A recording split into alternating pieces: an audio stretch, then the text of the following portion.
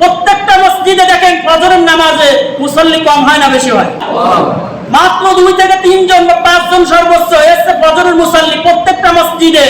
আর যখন এই যে Brazil, Argentina, Germany, Norway, France, যত দেশে যে খেলা হচ্ছে, আপনি ওই ফজরের সময় মসজিদে এসে দেখেন আর টিভির পর্দায় দেখেন কোন জায়গায় লোক বেশি।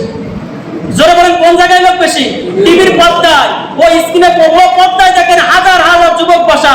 তারা ইহুদি না, সব মুসলমানের সন্তান, আপনার সন্তান, আমার সন্তান। আজকে কেন আল্লাহ তাআলা বিপদ দিচ্ছেন? কোরআন খুলুন, কোরআনের 30 নম্বর সূরা 21 নম্বর পারা, সূরা রুমের 41 নম্বর আয়াত। আল্লাহ তাআলা কি বলছেন? যাহারাল ফাসাদু ফিল বাররি ওয়াল বাহরি বিমা কাসাবাত আইদিন নাস।